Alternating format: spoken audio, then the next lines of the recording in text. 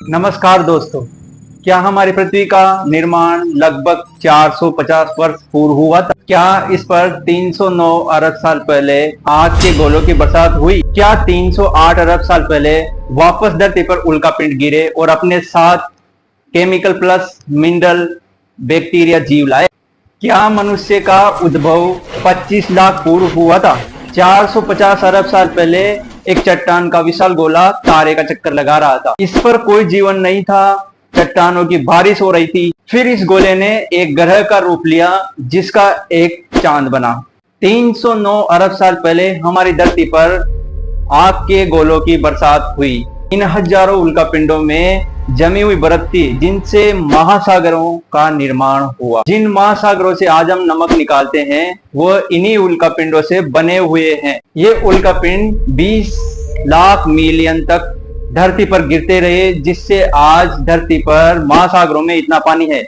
इनकी वजह से पृथ्वी पर नाइट्रोजन आए, लेकिन जीवन फिर भी नहीं था क्योंकि ऑक्सीजन नहीं थी। 308 अरब साल पहले धरती पर उल्कापिंडों की बारिश ही नहीं बल्कि अपने साथ में खनिज, प्रोटीन, एमिनो एसिड, ये सब चीजें लेकर आए। समुद्र की गहराइयों में जीवन का नया बीज पड़ा।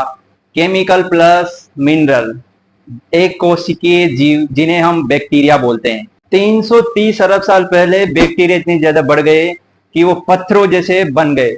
यह सूर्य की रोशनी से भोजन बनाते थे जिनसे ऑक्सीजन बनी। सबसे जरूरी बात, 2 अरब सालों तक धरती और वायुमंडल में ऑक्सीजन बढ़ती रही, लेकिन फिर भी जीवन नहीं था। फिर धरती पर हलचल होने लगती है जिससे महासागर बने, लेकिन इनका तापमान 30 डिग्री था और एक दिन 18 घंटे का होता था।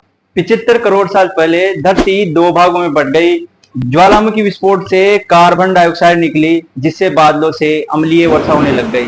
धरती के वायुमंडल में जमा CO2 धरती पर चट्टानों के रूप में बर्फ जम जाता है। अब वायुमंडल सूर्य की गर्मी को नहीं रोक सकता था। अब आइस एज की शुरुआत होती है। 54 करोड़ साल पहले धरती का सारा बर्फ पिघल चुका था और कोशिकाएं कई जीवों में बदल चुकी थी। समुद्री जीव, समुद्री पौधे, ये प्रजाति मल्टी सेल्यूलर प्रजाति थी। ये एक कोशिकीय जीवों से बनी थी। इन्हें पिकाया कहा जाता है। ये 5 सेंटीमीटर लंबे थे। इनके शरीर में एक कास गुंटा व रीढ़ की हड्डी जो हमें आगे चलकर हमें मिलने वाली है। 36 करोड़ साल पहले ये जीव आगे चलकर डायनासोर, मैमल, पक्षी, इंसानों के रूप में विकसित हुए। धरती पर एक बार फिर से प्रलय आए, लगातार ज्वालामुखी विस्फोट हुए, धरती का तापमान बढ़ा और यहाँ पर पाई जाने वाली प्रजातियां डायनासोर, पक्षी, इन जीवों का खात्मा हो चुका था। वापस कुछ 5% जीव बचे जिन्होंने गर्मी से बचने के लिए धरती के अंदर रहना शुरू कर दिया। 20 करोड़ साल पहले धरती पर वापस नए पेड़ पौधे आए। बचे हुए 5% जीव यही विकसित होकर आगे चलकर डायनासोर, रेंगने वाले जीवों से बने थे। ये अलग अलग तरीके के थे। करीब 11 करोड़ साल तक डायनासोर धरती पर रहे। 407 करोड़ साल पहले धरती का वातावरण आज जैसा हो गया था। यहाँ पर नए भूभागों की रचना होती है और यहाँ महाद्वीप बन चुके थे। धरती पर अब भी मनुष्य नहीं थे। 40 लाख साल पहले अफ्रीका के इलाके में एक नई पर्वत श्रृंखला का निर्माण होता है जिसे ईस्ट अफ्रीकन रिफ्ट वैली कहते हैं। और यह पर्वत श्रृंखला मानसून हवाओं के लिए रुकावट बनी, जिस कारण यहाँ जंगलों में बारिश होना बंद हो गई। इन्हीं जंगलों में रहते थे कप्पी, मामऊ यानी कि एप्स, और बारिश के कारण यहाँ सूखा पड़ गया। और एप्स वृक्षों पर रहते थे। ये खाने की तलाश में वृक्षों से नीचे आए।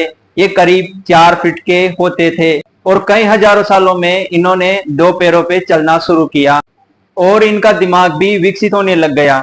और इस तरह हमारे पूर्वज विकसित होकर हमारी सभ्यता का निर्माण कर पाए और जिन्हें हम आज आदि मानव के नाम से जानते हैं। इन जीवाश्म ईंधनों के अध्ययन से पता चलता है कि मानव वंश का उद्भव 25 लाख वर्ष पूर्व हुआ था। लेकिन मनुष्य की एक धारणा है, आज के मानव की एक धारणा है। उनका कहना है अगर मनुष्य बंदर से विकसित हुए तो आज बंदरों को मनुष्य होना चाहिए था। और हमारे भारत के वैज्ञानिकों की यह धारणा है जीवन का हंस अंतरिक्ष आने की संभावना के संबंध में हमारे वैज्ञानिक उल्कापिंडों पर संशोधन कर रहे हैं।